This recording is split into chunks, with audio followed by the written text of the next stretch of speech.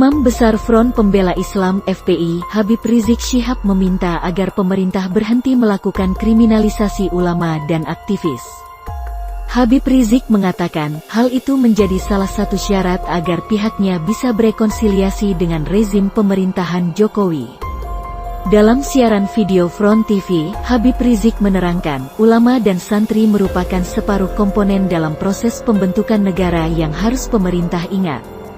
Dilihat dari sejarahnya, keberadaan ulama dan santri lebih dulu ada daripada Indonesia. Pun demikian dalam proses pembentukan negara, mereka juga ikut andil di dalamnya.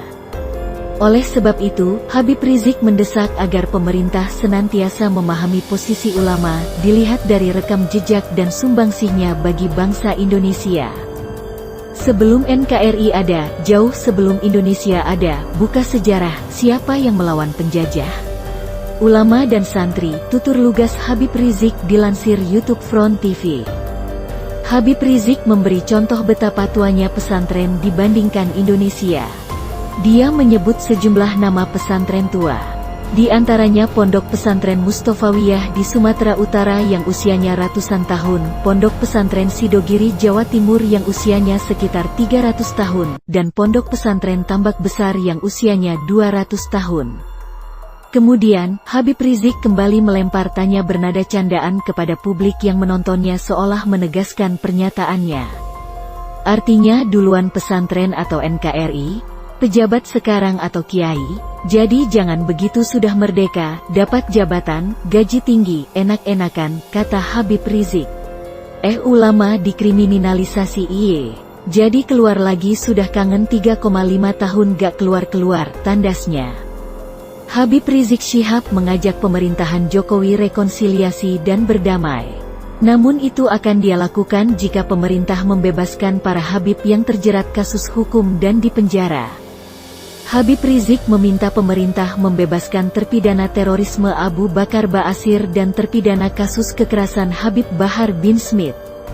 Hal itu dikatakan Habib Rizik dalam ceramahnya di depan pendukungnya di Markas Petamburan, Jakarta. Habib Rizik menekankan agar pintu dialog dibuka luas supaya terwujud rekonsiliasi. Tokoh sentral FPI itu menekankan dialog bukan monolog. Kita siap rekonsiliasi, siap damai, ahlan wa sahlan. Tapi bebaskan para habaib dan aktivis kita. Bebaskan Ustaz Abu Bakar Ba'asyir, Habib Bahar bin Smith, Dr. Syahganda Nainggolan, Anton Permana, Bambang Nur Hidayat.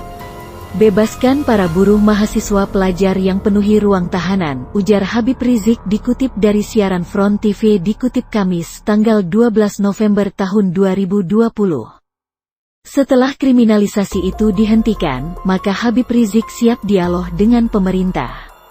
Mau dimanapun kapanpun sampai berapa dialog dijadwalkan, Habib Rizik bakal siap. Pemerintah inginnya apa dari umat dan habaib serta ulama. Mau bicara berjam-jam kita siap. Bukan monolog ya, nanti kita dengarkan apa keinginan pemerintah dan apa keinginan umat, jelasnya. Habib Rizik meminta pemerintah membebaskan terpidana terorisme Abu Bakar Ba'asyir dan terpidana kasus kekerasan Habib Bahar bin Smith. Hal itu dikatakan Habib Rizik dalam ceramahnya di depan pendukungnya di Markas Petamburan, Jakarta. Habib Rizik menekankan agar pintu dialog dibuka luas supaya terwujud rekonsiliasi. Tokoh sentral FPI itu menekankan dialog bukan monolog. Kita siap rekonsiliasi, siap damai, ahlan wa sahlan. Tapi bebaskan para habaib dan aktivis kita. Bebaskan Ustaz Abu Bakar Ba'asyir, Habib Bahar bin Smith, Dr. Syahganda Nainggolan, Anton Permana, Bambang Nur Hidayat. Bebaskan para buruh mahasiswa pelajar yang penuhi ruang tahanan, ujar Habib Rizik dikutip dari siaran Front TV dikutip Kamis, tanggal 12 November tahun 2020. Setelah kriminalisasi itu dihentikan, maka Habib Rizik siap dialog dengan pemerintah.